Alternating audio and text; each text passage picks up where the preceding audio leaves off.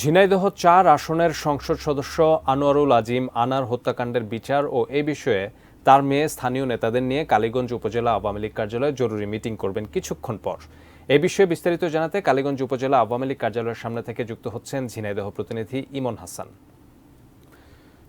ইমন, বর্তমানে talk of the town যদি বলি যে আনোয়ারুল আজিম আনার হত্যাকাণ্ড আমরা সবাই জানি, এবং এই হত্যাকাণ্ডের রহস্য উন্মোচনে দুই দেশের গোয়েন্দা একসাথে কাজ করছে। এরই মাঝে ওনার মেয়ে উপজেলা আওয়ামী লীগের কার্যালয়ে স্থানীয় নেতাদের সঙ্গে বৈঠক করবেন বলে আমরা জানতে পেরেছি।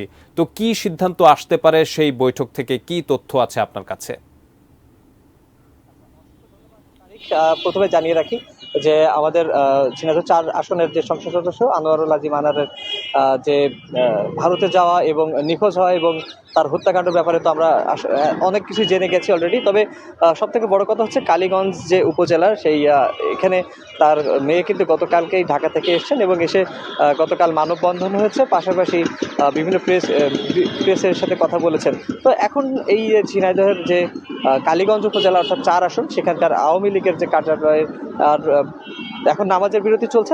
কিছুক্ষণ পরের মধ্যেই তিনি তার মেয়ে কিন্তু এখানকার স্থানীয় নেতাদের সাথে কথা বলবেন। তবে আমরা যতটুকু শুনতে পেরেছি যে তার যে মেয়ে ডরিন, সে কিন্তু এই রাজনীতিতে অর্থাৎ এমপি এই পদে আসতে চান। হ্যাঁ, তো এমনটাই আমরা প্রাথমিকভাবে জানতে পেরেছি। তো এখানকার নেতাকর্মীদের সাথে এমনটাও একটা কথা হতে পারে এবং আগামী দিনগুলোতে আসলে তারা কিভাবে এই বিষয়ের বিচারের দাবি করবেন, তারা কি কোন প্রেক্ষাপটে আগাবেন, তাদের কঠোর ব্যবস্থাপনাগুলো কি হবে, এইসব বিষয়ে কিন্তু এখন মিটিং হবে। আমরা যতটুকু কথা বলে তাদের কাছ থেকে জানতে পেরেছি এবং তারপরেও তারা বলেছেন যে সর্বশেষ মিটিং হয়ে গেলে আমাদেরকে প্রেস ব্রিফিং করবে, সেই তখন কিন্তু আরো ভালোভাবে ক্লিয়ারলি জানতে পারবো যে সর্বশেষ কি সিদ্ধান্ত আসে। তবে এই আনার এমপির যিনি কন্যা ডরিন, তিনি কিন্তু বলেছেন যে এখন আমার অভিভাবক প্রধানমন্ত্রী শেখ হাসিনা, সে যে সিদ্ধান্ত দেয় তার দিক নির্দেশনা মোতাবেক সে কাজ করবে।